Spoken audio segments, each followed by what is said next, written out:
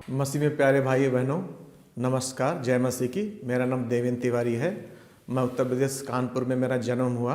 मेरे को परवरिश, मेरी जो अपब्रिंगिंग हुई वो एक हिंदू ब्राह्मण परिवार में हुई। मैंने बचपन से अपने पापा को देखा और उनको मैंने देखा था कि कैसे वो कर्म कांड करते थे और 5 बजे से ही सारे मंत्र चलने लगते थे। और मैं देखता था कि हमारी कुल देवी रहती थी, तो जो मेन मुख्य जो रिचुअल्स थे, जो रीतियाँ थी, हम लोग वहाँ जाया करते थे। तो मैं इस तरीके से और कई बाबाओं के पास भी जाते थे, मतलब कुल मिला के मतलब तंत्र मंत्र भी करते थे। तो कुल मिलाकर के मैंने ये देखा था कि ये मूर्तियाँ, ये सब यही भगवान है, यही परमेश्वर है। 33 करोड़ देवी देवता जो हुआ करते थे।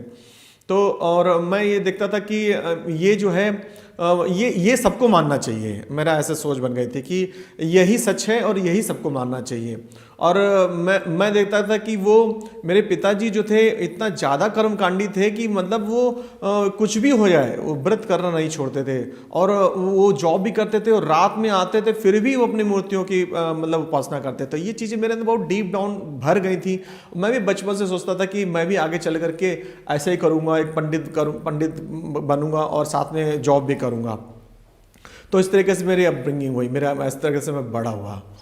फिर उसके बाद मेरी जब शादी की लड़की देखने के लिए बुलाया गया, तो मैं छुट्टी लेकर के हैदराबाद से एयरफोर्स में मैंने ज्वाइन करा था।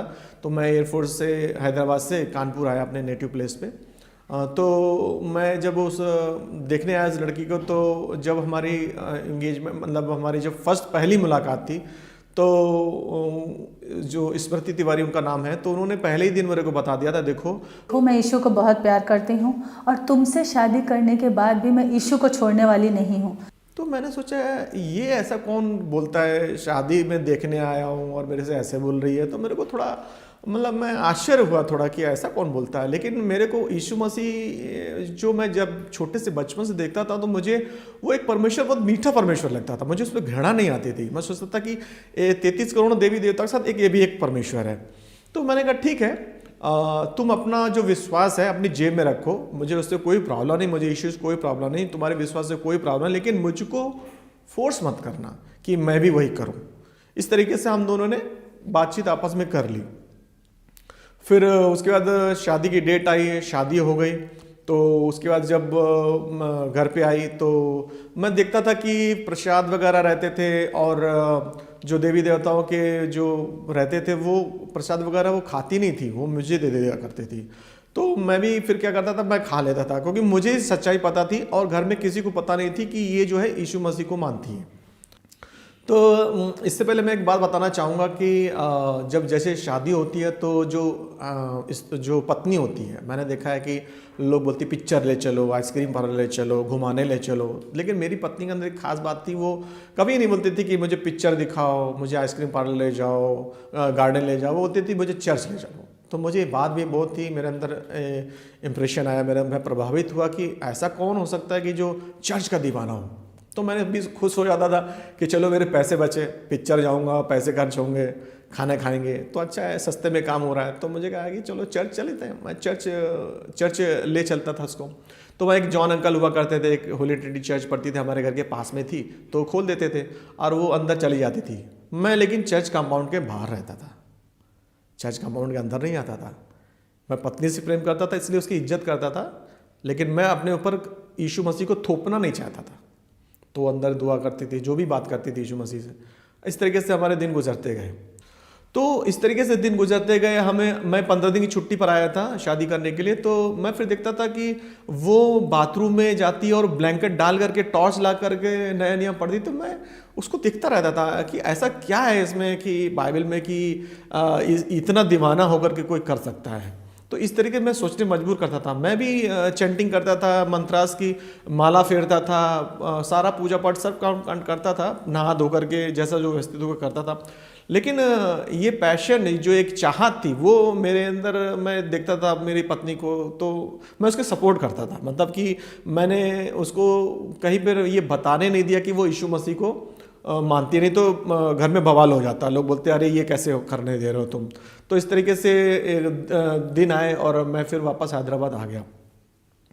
जब हैदराबाद आ गए तो वहाँ पर माँ बाप से हम लोग दूर थे, हम ही दोनों थे। तो मैं वही एज ए रिचुअल जो पापा से सीख के आया था, एक मेरे पास 101 की माला रहती है, वो ऐसे ऐसे करता रहता था मूर्ति के सामने रख करके, फ़ोटो लगा करके, और एक माला गले में पहनता था। मैं सोचता था मैं बहुत धर्मी हूँ, मतलब मैं सोचता था कि यदि माला गले में डालूंगा तो मेरे सारे काम बनेंगे, क्योंकि मैं बहुत चैंटिंग करता हूँ। और मैं अपनी वाइफ को सामने देखता था, वो बाइबल पढ़ा करती थी और मैं इधर माला फेरता था, तो हम दोनों में फिर डिबेट हुआ करते थे। मैं बोलता था कि ऐसा क्या है यीशु मसीह में जो तूने ये सब छोड़ दिया, सुबह पढ़ती है, शाम को पढ़ती है, और हमारे इन देवी देवताओं को नहीं मानती। मैं उसको फोर्स नहीं करता था, लेकिन मेरे को क्वेश्चन आता था कि हिंदू ब्राह्मण परिवार में हुआ है, एक अच्छे कुल में हमारा जन्म हुआ है, हमारी रिस्पेक्ट है हर तरफ, फिर ये क्यों इसमें चली गई। तो इस तरीके से मुझे लगता था कि इसको भी इसमें भी करना चाहिए, दोनों चीज़ करना चाहिए। मैं ऐसा सोचता था, बाइबल भी पढ़ो और ये चैंटिंग मंत्रा भी पढ़ो, ऐसा करके मेरी ऐसे सोच थी। और फिर उसके बाद मैं उसको डिबेट करता था, मैं उससे वाद विवाद करता था। मैं कहता था कि क्या है यीशु में, तो बोलते थे कि यीशु मसीह सच्चा परमेश्वर है, हमारे लिए जान दी, हमारे लिए कोड़े खाए, जी उठा। तो हमने कहा कि इसमें भी ऐसे ही सब कुछ है, इसमें भी क्या खास है, क्या ऐसी टीचिंग है। हमारे धर्म में भी बोलते हैं कि सबसे प्रेम करो, अहिंसा करो, मारो मत, ये सब तो इस तरीके से ये अपने बताती थी परमेश्वर के बारे में। फिर मैं वंशावली पे आ जाता था कि इनका पिता ये, इनका पिता ये, इनका पिता, इनका पुत्र, ये भी वंशावली बताते थे कि अब्राहम का, आइजक का, याकूब, इस तरीके से भी। तो मतलब कोई अंत नहीं होता था, क्योंकि मैंने देखा है डिबेट का कोई अंत नहीं होता है। अगर आप वाद विवाद करेंगे तो क्या होगा, लास्ट में आर्ग्यूमेंट्स हो जाता है। तो हम लोग का प्यार में कभी कमी नहीं आई इस विषय में कि तू यीशु को मानती है, मैं अपने भगवान को मानता हूँ, लेकिन ये था कि एक हेल्दी डिस्कशन होता था। तो इस तरीके से दिन गुजरते गए। मैं डेली मंत्रास चैंटिंग करता था, मंत्रास बोलता था, माला फेरता था, और ये बाइबल पढ़ती थी। दिन गुजरते गए, लेकिन जब मैं वाद विवाद करता था तो हमारी जो बात थी ना, आखिरी में एक चीज़ पे अटकती थी। मैं बोलता था कि मैं यीशु में, मैं सोचता था कि 33 करोड़ देवी देवता है, पर यीशु को भी ले लूँ तो मैं यीशु क्यों ले लूँ। मेरा ये था, क्योंकि मेरे पास जॉब अच्छा था, पढ़ा लिखा था, पोस्ट ग्रेजुएट था, और मेरे को ऐसी कोई कमी नहीं थी कि मैं सोचता था यीशु में क्यों हूँ, मैं ऐसी क्या कमी जो मैं यीशु में हूँ। लेकिन फिर भी मैं एक मानव रीति से सोचता था कि एक कोई आश्चर्यकर्म अगर मैं देख लूँ यीशु में तो मैं आ जाऊँगा। ये ऐसा करके मैं अपनी पत्नी को बोल देता था, मुझे कोई आश्चर्यकर्म देखना है यीशु का। तो ये बोलती थी कि हाँ, परमेश्वर तुम्हें यीशु मसीह आश्चर्यकर्म दिखाएगा। ऐसे दिन गुजरते गए और 3 महीने गुजर गए हमारे शादी के। तो इसको एक दिन पेट में दर्द हुआ भयंकर, तो हम डॉक्टर के पास गए, डॉक्टर ने चेकअप किया, तो पता चला कि इसको 3 महीने का प्रेगनेंसी। मैं बहुत खुश हुआ, मैंने कहा अरे वाह अच्छा हुआ। लेकिन दूसरे ही क्षण उसको थोड़ा डाउट हुआ, तो उसने बोला डॉक्टर ने कि स्कैनिंग करा के आओ। तो जब स्कैनिंग करा के आए तो उसमें देखा कि जो 3 महीने की प्रेगनेंसी थी, जो गर्भावस्था थी, उसमें एक कुछ जान नहीं थी उस बच्चे में, वो मांस का एक टुकड़ा था। और आप सबको मालूम है कि मेडिकल साइंस बोलती है कि अगर मांस का टुकड़ा में जान हो तो एक ट्यूमर की तरह होता है, वो एक कैंसर है, वो इन्फेक्ट करता है पूरे उसको। तो ये बात जी मुझे बहुत ही अंदर से, मतलब डॉक्टर बोले कि इसको निकालना पड़ेगा, नहीं तो तुम कभी बाप नहीं बन सकते, तुम्हारी पत्नी कभी माँ नहीं बन सकती है। तो मैं एक तरह से डर भी गया, क्योंकि मुझे फादर बनना था, पिता बनना था। तो मैंने कहा ठीक है, तो डॉक्टर क्या करें। तो डॉक्टर बोली इसको निकालना पड़ेगा। तो बोला अपनी पत्नी को समझाओ। तो मैं गया, उसको समझाया, बोला कि ऐसी ऐसी बात है, इसमें जान नहीं है और ये मांस का टुकड़ा है, इसको निकालना पड़ेगा। तो मेरी पत्नी बोली नहीं, मैं नहीं करूँगा, रोने लगी। तो मैं अपनी पत्नी से प्रेम करता था और नई नई शादी हुई थी, मैं उसको दुखी नहीं देखना चाहता था। तो मैं डॉक्टर को बताया, तो डॉक्टर बोले एक काम करो, उसको 15 दिन 10 दिन जो भी है उससे लेट मत करो, उसको घर में समझाओ, उसको तैयार करो और 15 दिन 10 दिन के अंदर आ जाओ। उसने एक भी मेडिसिन नहीं दिया, एक भी गोली नहीं दी थी। उसने बोला कि इसको निकालना ही निकालना। तो मैं भी बहुत भारी मन से था, मुझे मूर्तियाँ पूजता था, लेकिन विश्वास नहीं था कि मैं दुआ करूँगा और कुछ होगा। लेकिन मेरी पत्नी को मैंने देखा है, बाहर निकल के आई बाहर, और वो रोने लगी, बोली इसी डॉक्टर से, इसी हॉस्पिटल से मैं इसी बच्चे की नॉर्मल रिपोर्ट लेके जाऊंगी। तो मैं मन ही मन सोच रहा था कि क्या हो गया, उसको लगता है सदमा लग गया, इसको समझाना पड़ेगा। फिर हम लोग घर चलने लगे, तो रास्ते में वही चर्च पड़ी। तो ये चर्च पड़ी तो फिर ये अंदर गई, सेम मैं चाबी ली और ये अंदर गई और दुआ करने लगे। मैं चर्च के बाहर ही, कंपाउंड के बाहर, गेट के बाहर। तो उसने दुआ करी और बाहर आई। तो मैंने पहली बार उससे पूछा कि तुमने क्या मांगा यीशु मसीह से। तो उसने बोला, मैंने कहा मैंने इस बच्चे का जीवन दान मांगा, मैंने कहा कि यही बच्चा मेरी गोद में आए, और मैंने उसके साथ ही साथ एक वाचा बांधी है कि जब ये बच्चा हमारे जीवन में आएगा, अब से देवेंद्र तिवारी के वंश में कोई दूसरा ईश्वर नहीं होगा, सिर्फ और सिर्फ यीशु मसीह, तू ही हमारा परमेश्वर होगा। तो मैं चौंक गया। मैं सोचता था कि एक वादा करना, एक प्रतिज्ञा करना, ये प्रॉमिस करना, मुझे पता था इस बात की गहराई कि अगर तुम किसी भगवान से, किसी परमेश्वर से कुछ प्रतिज्ञा करते हो तो पूरी करनी पड़ती है। तो मैं डर गया। मैंने बोला कि ये तूने क्या मांग लिया कि मेरे वंश से, मेरे वंश से कोई दूसरा परमेश्वर नहीं हो गया। लेकिन मेरे अंदर एक लालच भी था। मैं सोचता था कि चलो यीशु मसीह से सही कहीं से भी हो, मुझे बच्चा मिल जाएगा, फिर मैं अपनी मूर्तियों में लौट जाऊंगा, क्या फ़र्क पड़ता है। तो इस तरीके से दिन पूरे हुए।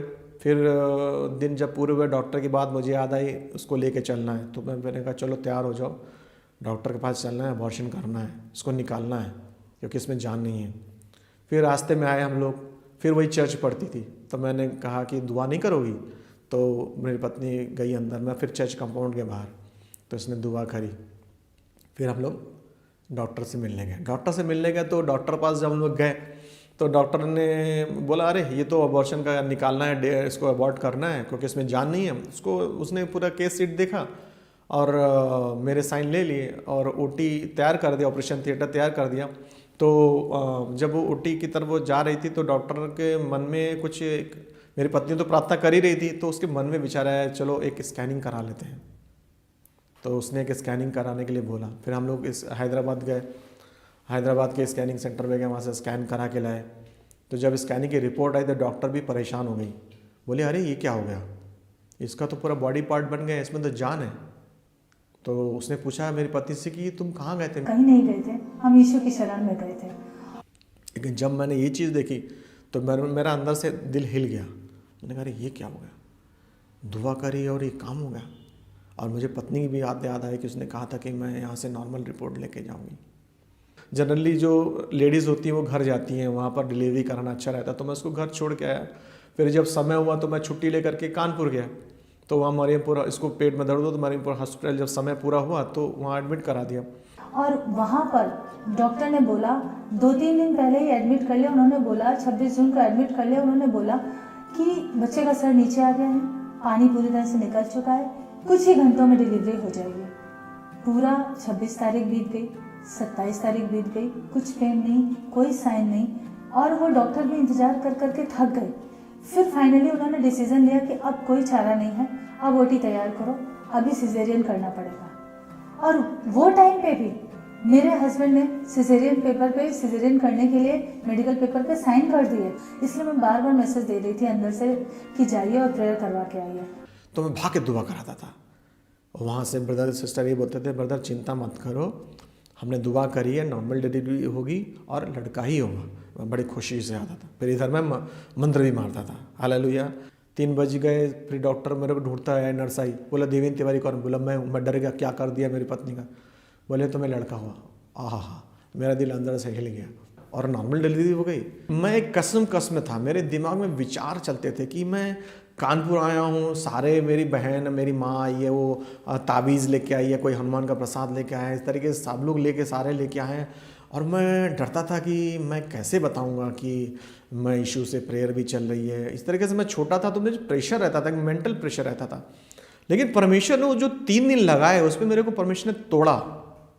मेरे अंदर का जो डर है वो ख़त्म किया। क्या हुआ कि जब तीसरे दिन गुजरा तो मैं वहाँ, एक चैपल रहती है, वहाँ चैपल थी क्योंकि वो क्रिश्चियन हॉस्पिटल था, तो वहाँ चैपल में मैं गया और मैं रो रहा था। मैं कह रहा था कि खुदा बाप, मैं नहीं जानता तू कौन है, लेकिन यदि तू मुझे, मैं लड़के की जिद कर रहा था, तो मैंने कहा चाहे लड़का हो चाहे लड़की हो, मेरे को लड़का या लड़की कोई भी दे दे, लेकिन दोनों सुरक्षित रहें। तो अगर ये तू दे देगा तो मैं नया नियम का 1 चैप्टर डेली पढ़ूंगा। इस तरीके से मैंने प्रतिज्ञा करी यीशु मसीह से और रोने लगा। लेकिन मेरे अंदर एक साहस आया, तो बस मेरी जर्नी वहाँ से स्टार्ट हो गई यीशु में, क्योंकि जो एक बीज था वो मेरे अंदर बढ़ रहा था। और मैंने फिर सब लोग बोलने लगे मेरी कुल देवी हुआ करती हैं वहाँ, कुल देवी, मेरी माँ बोली कुल देवी के पास चलना पड़ेगा, बाल घुटाने पड़ते, उसको मुंडन बोलते हैं, क्रिया होती है, तो मुंडन कराने के लिए कुल देवी जाना पड़ता था। तो वो बोली वहाँ जाना पड़ेगा। सब लोग अपना ट्रेडिशन बताने लगे। कोई बोला कि ये ताबीज़ बांध दो, तो मेरे अंदर साहस आया। मैंने कहा देखो, मैंने दुआ करी है, यीशु से आया, हम ये कुछ नहीं करेंगे। वो साहस यीशु ने मेरे को 3 दिन में दिया, मेरे मेंटल प्रेशर को कम किया।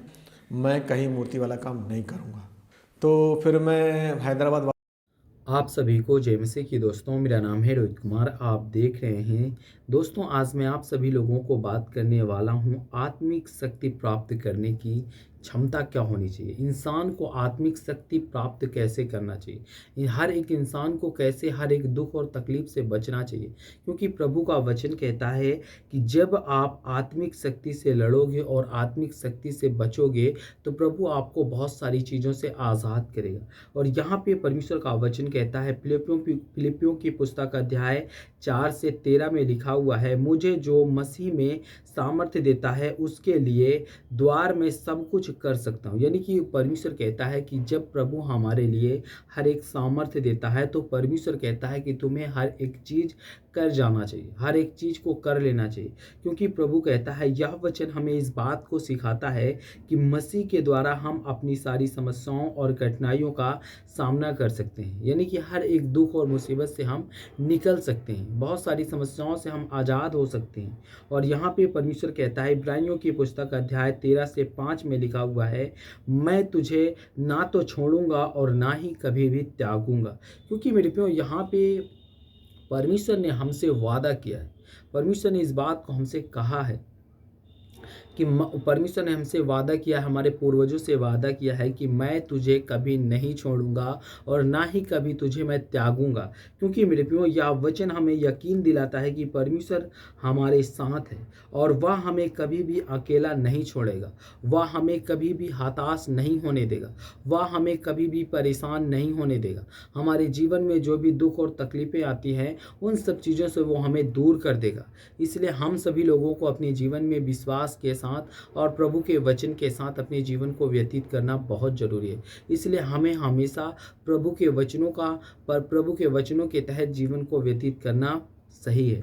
और यहाँ पे परमेश्वर का वचन कहता है, यशायाह की पुस्तक अध्याय 40 से 31 में लिखा हुआ है, परंतु जो यहोवा की बाट जोहता है वो नए बल से भरपूर होंगे और वो उकाबों के समान पंख फैला कर के उड़ेंगे और दौड़ेंगे और थकेंगे नहीं, क्योंकि वो चलेंगे और कभी भी हारेंगे नहीं। क्योंकि मेरे प्रियो, प्रभु कहता है कि जब आप अपने जीवन में परंतु जो यहोवा की बाट जोएगा, जो यहोवा परमेश्वर के वचन को पढ़ेगा, जो परमेश्वर यहोवा के बताए हुए मार्ग पे चलेगा, तो प्रभु कहता है वो भरपूर नए बल से बंध जाएंगे, उनके अंदर भरपूर ताकत आ जाएगी, भरपूर सामर्थ आ जाएगी।